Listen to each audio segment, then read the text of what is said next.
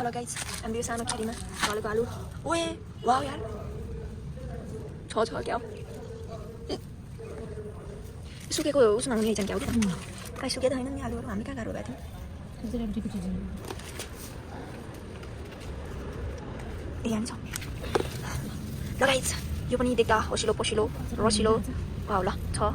बाहिर देख्न सक्नुहुन्छ यसको फल चाहिँ तपाईँहरूले यसमा कतिको छ भित्रपट्टि यसले बाहिर मात्र देखाउने ताप छुट्टै भित्र देखाउने ताप छुट्टै हो कि भित्र बाहिर एउटै हो भन्नु यी गाइस देख्न सक्नुहुन्छ तपाईँहरू ओ माई गड यार वे यसमा त लास्टै राम्रो फलेछन् यार हामीसँग यत्रो आलु बनाइसकेका छौँ हाम्रो बारीमा फलेको आलु धेरै छ भन्ने मैले ओ माई गड बाहिर आलु बाहिर यस्तो भनेपछि भित्र कति फल्यो होला त गाइस यसले खासमा त भन्नुपर्दा यसले उ नपाएर हो कि माटो नपाएर मात्र हो कि हाम्रो राम्रो फल्थ्यो कि वाह ल thank you so much guys तपाईँहरूको सपोर्ट पनि एउटा यो आलु फल्ने अवसर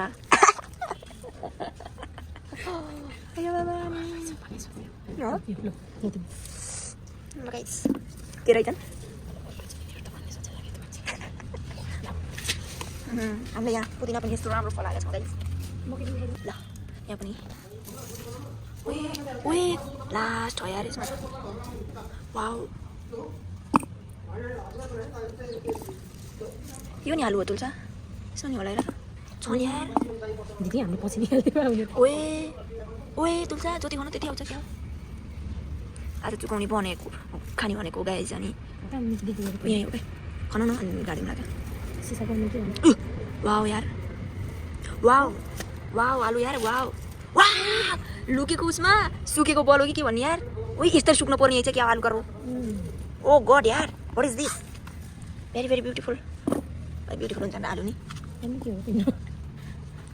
ब्युटिफुलै हो नि यार यस्तो राम्रो आलु फल्यो नि यार बच्नु पऱ्यो यस्तो क्यारी हो क्या माटो त छैन कि यस्तो माटोभन्दा बढी ढुङ्गा गाइस त्यही पनि यस्तो राम्रो फल्यो क्या हामीले माटो चिन्न सक्छौँ नि तुल्सा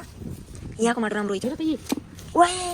ओइ तुल्सा ओए यार छोडौले यार कहाँ रोपेको सुकेको हेर सबभन्दा त यहाँ त सुकेर रहेछ आलुका भए वाउ गाइस वाउ आलु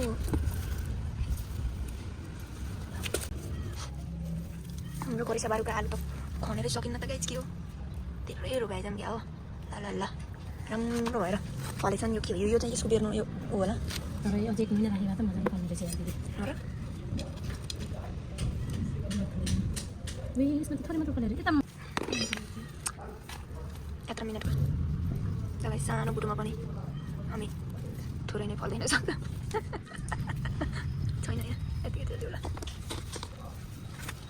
यहाँ हामीले मकै पनि मारेको छौँ गाइस यो गोड्न बाँकी एकै ठाउँ भएको छ नि चाहिँ यो गोडेर चाहिँ अर्कोमा लगाइदिने हो क्या फेरि एकै ठाउँ भयो भने यो पनि राम्रोसँग फल्दैन नि त